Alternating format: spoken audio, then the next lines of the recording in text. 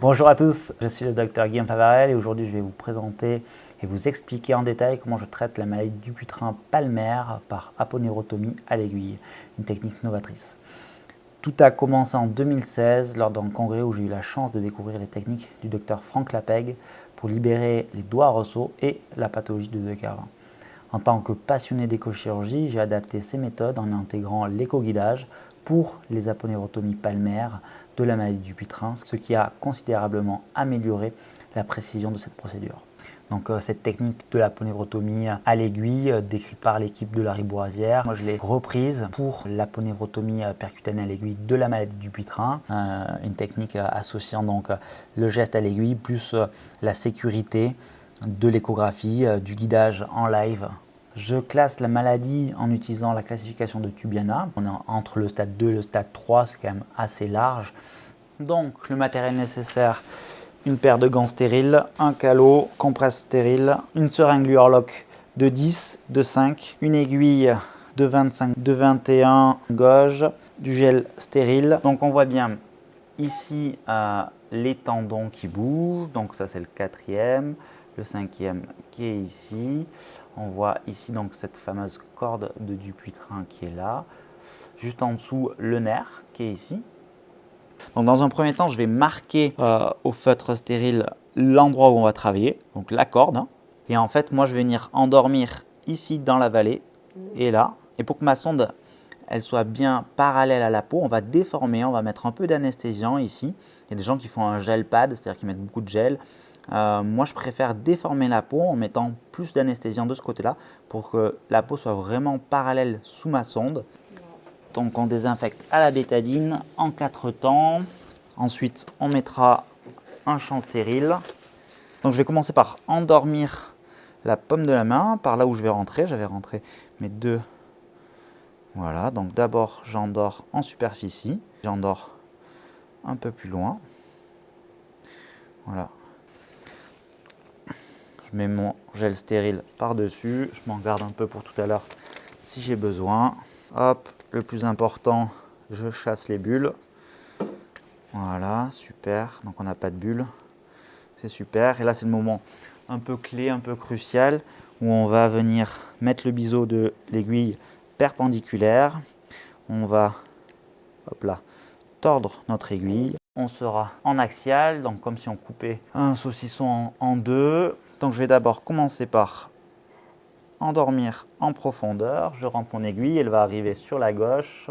Voilà, je pousse en profondeur. Je viens faire mon matelas de sécurité. Voilà, on voit bien le noir qui pousse en bas mon nerf. J'avance un petit peu mon aiguille, je pousse, je pousse.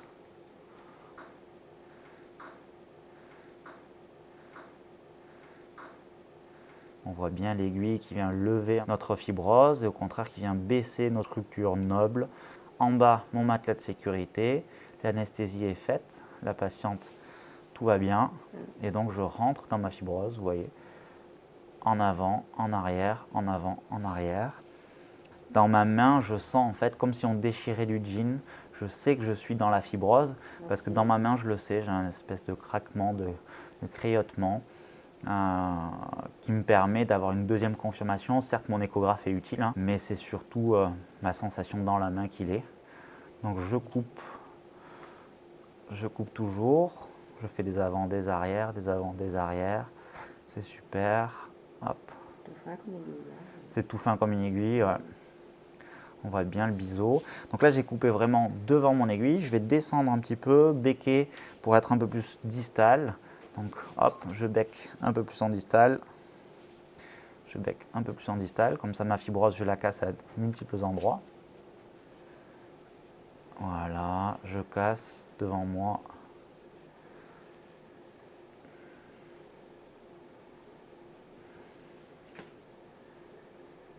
Super. Bon, on a bien travaillé.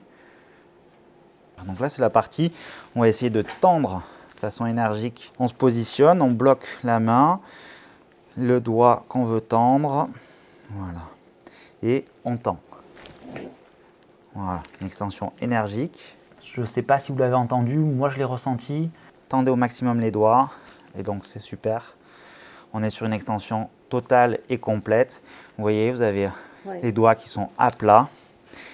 On va venir mettre une petite dose de corticoïdes. Hop, donc je me remets en stérile. Voilà, donc vous voyez cet aspect bien déformé, déstructuré. Il y a pas mal d'anesthésiants, hein, mais la corde en fait ne tient plus du tout. Hop, au passage on vérifie, rien n'a été abîmé. Artère, veine, nerf, tout va bien. Bougez le 4e doigt, le 5e. On n'a abîmé personne. On va utiliser maintenant le côté atrophiant de l'hydrocortensile ou du Kenacort. Dernière piqûre, aujourd'hui c'est du Kenacort. Je ne mets jamais de diprostène vis-à-vis du risque de dépigmentation, d'atrophie cutanée. Voilà, donc 2 points d'entrée, un pansement tout simple. Donc les mouvements, on peut le faire comme ça. 2 types de mouvements, l'hyperflexion, l'hyperextension. Minimum 5 fois par jour, vous faites cette série. En bord de table, vous poussez, vous poussez, vous poussez. Donc on va bloquer le 4 et le 5 ensemble. Voilà. Hop. L'attelle, on va la garder la nuit, exclusivement, pendant au moins 15 jours, toutes les nuits.